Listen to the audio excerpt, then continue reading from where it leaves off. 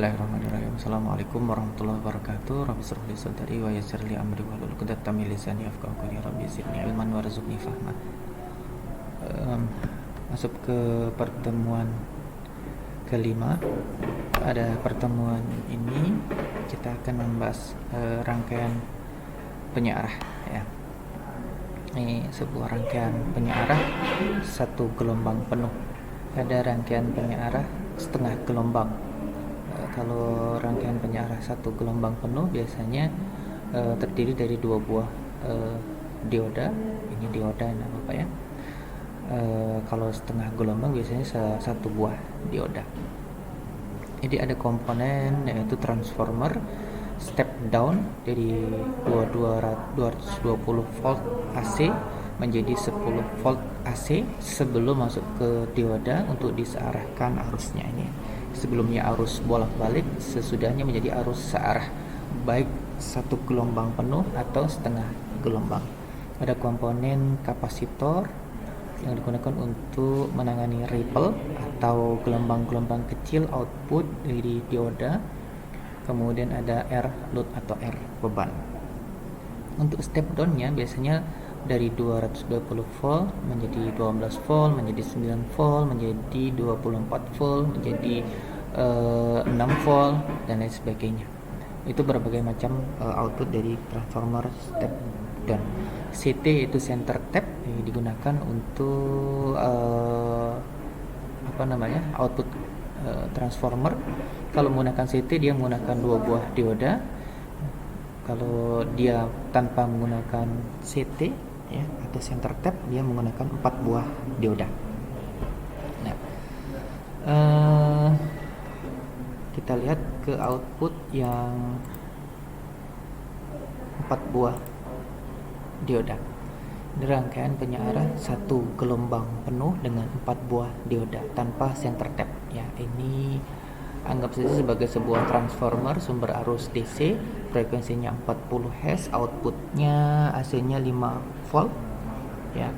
Kemudian ada 4 buah dioda sebagai penyearah satu gelombang penuh, kemudian satu buah kapasitor 102 mikrofarad dan R load ini sebagai R beban.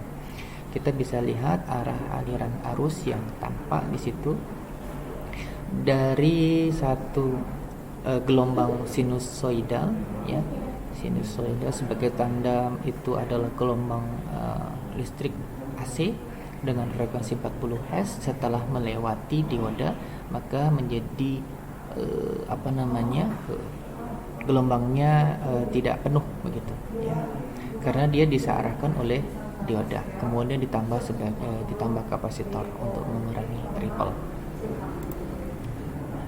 Nah, fungsi dari kapasitor yaitu sebagai filter untuk mengurangi ripple atau frekuensi pengganggu dari hasil penyerahan arus oleh dioda.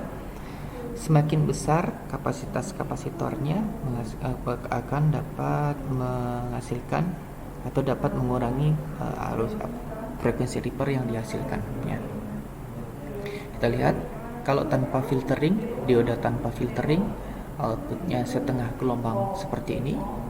Kemudian dengan filter sebesar 100 mikrofarad masih ada ripple seperti halnya contoh ini, masih ada ripple outputnya.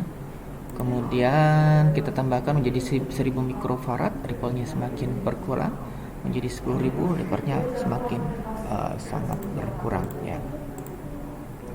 Kita coba tambahkan nilai kapasitas kapasitornya menjadi 1000 mikrofarad.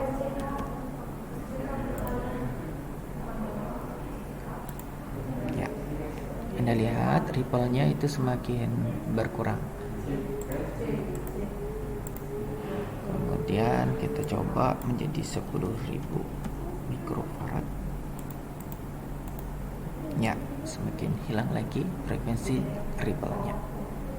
Jadi fungsi dari kapasitor yaitu mengurangi frekuensi ripple yang dihasilkan oleh hasil penyerahan arus oleh dioda. Semakin besar nilai kapasitornya, semakin bagus mengurangi nilai ripple-nya.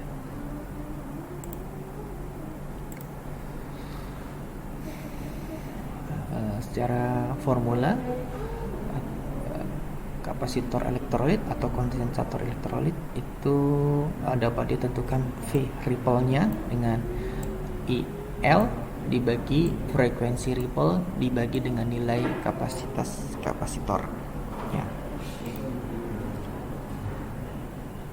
Jadi contohnya VL itu V load itu sama dengan V peak to peak, itu V input dari arus AC.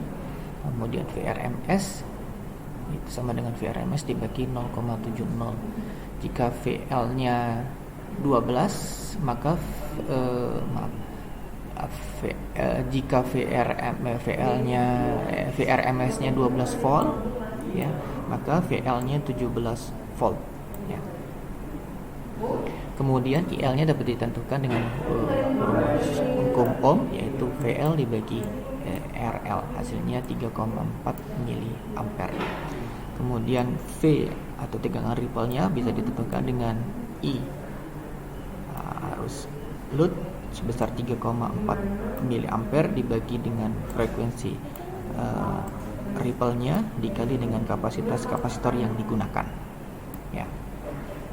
Ketemu dengan nilai VR-nya, V ripple-nya 0,34 VPP, volt peak to peak, dari puncak ke puncak. Kenapa?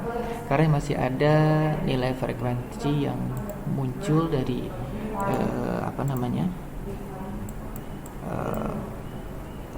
proses penfilteran ya.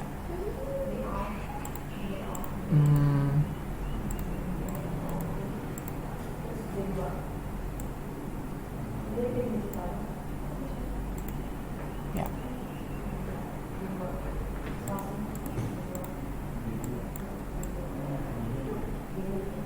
Mikrofarad, oke.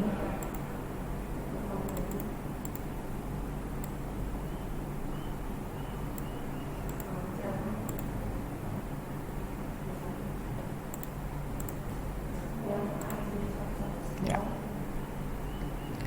Kita kurangi nilai kapasitornya menjadi 200 mF, maka masih terdapat ripple. Nah, ini ripple ini atau VPP atau VR dengan satuan volt peak to peak ini bisa ditentukan ya. Kemudian kita masuk ke alat elektronika yang lain, yaitu dioda. Nah, kalau sebelumnya kita gunakan dioda atau alat penyearah, dioda 1N4401 yang digunakan untuk penyearah. Nah, ini ada satu buah dioda yang lain, yaitu dioda Zener. Simbolnya untuk dioda yang biasa seperti ini hanya tanda panah, ada tanda strip di depannya, tapi kalau dioda Zener ini tanda stripnya agak bengkok seperti ini ya. Ini digunakan untuk menghambat, dia akan mengalirkan arus sesuai dengan batas tegangan yang terdapat pada dioda tersebut. Ini contohnya batas tegangannya 2,4 volt, maka tegangan yang mampu dialirkan oleh dioda ini yaitu 2,4 volt. Kita coba lihat simulasinya di sini. Ini dioda Zener-nya sebesar 5,6 volt dioda Zener-nya, dengan inputnya 6,7 volt. Kita coba naikkan, kita coba turunkan dioda Zener-nya, outputnya 5,8 volt karena dioda Zener-nya 5,6 volt. Kita coba edit, kita turunkan nilai voltnya menjadi 3 volt.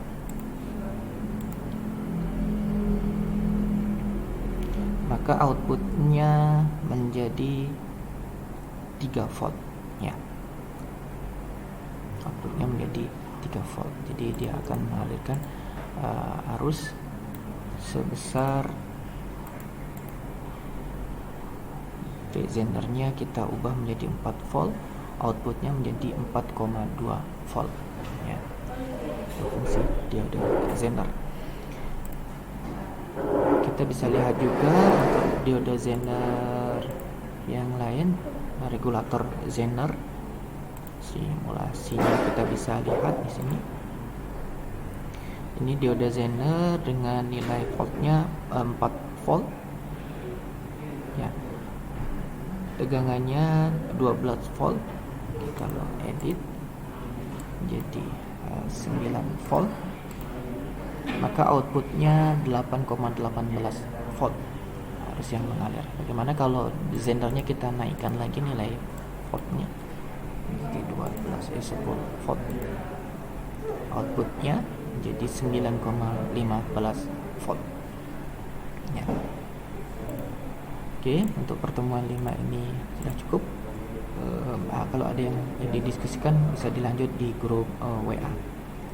Anda bisa mensimulasikan ini dengan aplikasi yang sudah Bapak kirimkan melalui grup WA, yaitu Circuit Mode versi 2.27. Anda bisa klik circuitmode.jar-nya seperti ini, maka Anda akan memperoleh aplikasi digunakan untuk mensimulasikan rangkaian elektronika. Demikian, selamat belajar. Assalamualaikum warahmatullahi wabarakatuh.